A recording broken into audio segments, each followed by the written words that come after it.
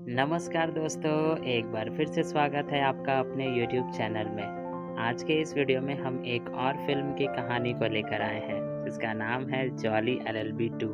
तो दोस्तों जल्दी से बढ़ते हैं सीधा इस फ़िल्म की कहानी की ओर। तो दोस्तों फ़िल्म की कहानी लखनऊ से शुरू होती है, जहां जगदीश्वर मिश्रा, जिसे सब जॉली कहकर बुलाते हैं, एक ऐसे वकील हैं जो छोटे-मोटे केस लड़कर अपना गुजारा करते हैं।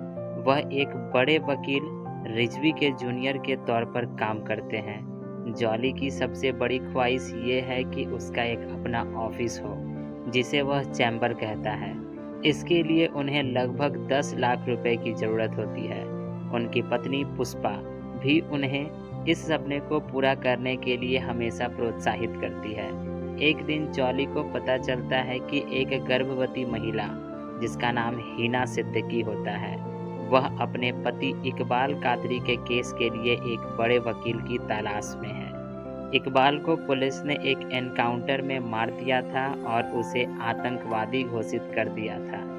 जॉली पैसे की लालच में खुद को रिजवी सर का जूनियर बताते हुए हिना से मिलता है और उसे यकीन दिलाता है कि वह उसका केस लड़ सकता है। जॉली हिना से लगभग 5 लाख रुपए ले लेता है और उसे भरोसा दिलाता है कि वह जल्द ही केस दायर करेगा, लेकिन असल में जॉली उन पैसों से अपने चैम्बर के लिए फर्नीचर खरीद लेता है। जब हिना को इस धोखाधड़ी का पता चलता है तो वह बहुत परेशान हो जाती है। वह जॉली से बार-बार मिलती है और उसे अपने पैसे वापस करने के लिए कहती है, लेकिन जॉली बहाने बनाता रहता है। एक दिन जब जॉली लखनऊ कोर्ट में होता है, तब हिना उसके सामने आकर आत्महत्या कर लेती है। यह घटना जॉली के लिए एक गहरा सदमा होता है। वह अपनी गलती और लालच पर बहुत पछताता है और इस घटना के बाद जॉली को एहसास होता है कि उसने पैसे के लिए एक निर्दोष परिवार के साथ कितना बड़ा अन्याय किया है। वह अब हिना के पति इकबाल कादरी को न्याय दिलाने की कसम खा लेता है। जॉली खुद ही इकबाल कादरी का केस लड़ता है। इस केस में उसका सामना होता है इंस्पेक्टर सूर्यवीर सिंह, जो कि इकबाल कादरी के फर्जी इनकाउंटर में शामिल था, और देश के सबसे महंगे और सबसे दिग्गज वकील, जिसका नाम प्रमोद माथुर है। प्रमोद माथुर अपनी तीखी दलीलों और चालाकी के लिए जाने जाते हैं। केस के दौरान जॉली को कई बार धमकियां मिलती हैं। उसके घर पर भी हमला होता है और उसे केस छोड़ने के लिए भी कहा जाता है, लेकिन जॉली अपनी जिद पर अड़ा रहता है।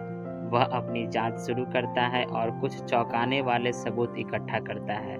उसे पता चलता है कि इकबाल कादरी को इसलिए मारा गया था क्योंकि उसने एक बड़े आतंकवादी को पुलिस के चंगुल से भागते हुए देख लिया था। फिल्म में एक शानदार दृश्य है जहां जॉली कोर्ट में उसी जगह का रिक्रिएशन करता है जहां फर्जी एनकाउंटर हुआ था। वह दिखाता है कि कैसे सूर्यवीर सिंह और उसके साथियों ने मिलकर इकबाल को मार डाला था और फिर उसे आतंकवादी घोषित कर दिया था। जॉली की यह दलील और सबूतों की वजह से कोर्ट चौंक जाती है। माथुर, जो पहले जॉली को एक मामूली सा वकील समझता था, अब उसकी बुद्धिमत्ता और हिम्मत की सराहना करने लगता है। अंत में जॉली सभी सबूतों और अपनी वकालत के दम पर केस जीत जाता है। जज, जो पहले जॉली को गंभीरता से नहीं लेते थे, अब उसकी ईमानदारी और साहस की तारीफ करते हैं। सूर्यवीर सिंह को अदालत द्वारा दोषी ठहराया जाता है और उसे गिरफ्तार कर लिया जाता है। फिल्म का अंत होता है जहां जॉली अब सिर्फ पैसे कमाने वाला वकील नहीं, बल्कि एक सच्चा और ईमानदार वकील बन चुका है, जिसने एक निर्दोष को न्याय दिलाया। यह फिल्म दर्शाती है कि न्याय की लड़ाई में दिल की सच्चाई और हिम्मत किसी भी बड़ी ताकत से ज़्यादा अहम होती है। और इसी के साथ इस फिल्म की समाप्ति होती है। तो दोस्तों, जब कभी भी आपको मौका मिले तो आप ये फिल्म ज़रूर देखिएगा।